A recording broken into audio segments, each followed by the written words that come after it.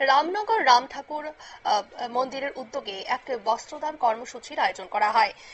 সারা বছর শ্রী শ্রী রাম ঠাকুরকে যে বস্ত্র ভক্তরা দান করেন, সেই বস্ত্রগুলি গরিব দুস্থদের হাতে তুলে দেন মেয়র সহ মন্দিরের ভক্তরা। আজ রামনগর রাম ঠাকুর মন্দিরের উদ্যোগে এক বস্ত্রদান কর্মসূচির আয়োজন করা হয়। কি জানালেন সংশ্লিষ্টরা, শোনাবো। সামাজিক দায়িত্ব, সামাজিক কর্তব্যের সামনে রেখে মানুষের পাশে থাকার যে অঙ্গীকার তারা প্রতিটি প্রোগ্রাম করে থাকে। স্বাস্থ্যসেবী এবং অন্যান্য দিকগুলি যেগুলি মানুষের অত্যন্ত প্রয়োজনীয়, সেগুলি কিন্তু বিভিন্ন ক্রিয়াকর্মের পাশাপাশি কাজগুলি করে থাকে। আজকেও নগরের মতো 500 লক্ষ্য দেওয়া হবে।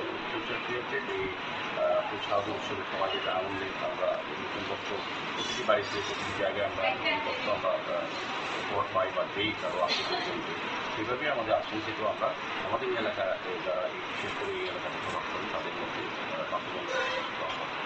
আজকে মহালয়া তো বার্তা একটাই থাকবে যে আমাদের বললাম প্রথমে আমাদের রাজ্যে একটা পরম্পরা আছে, আমরা সবাই মিলে জাতি ধর্ম এবং আমরা উৎসবকে পালন করি। এবং শারদীয় উৎসব বা দুর্গোৎসব আগে এই রাজ্যে হিন্দু বাঙালির যে প্রধান উৎসব ছিল, এখন রাজ্যের সার্বজনীন যে উৎসব, সমস্ত জাতি সমস্ত সম্প্রদায়ের উৎসব দুর্গোৎসব।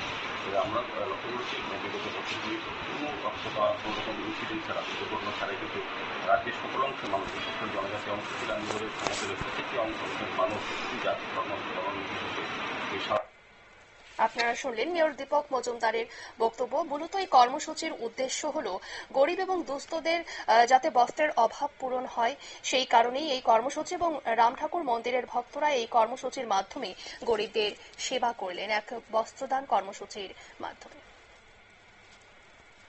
নিয়ে নিচ্ছে ছোট্ট একটি বিজ্ঞাপন, বিরতির সঙ্গে থাকুন।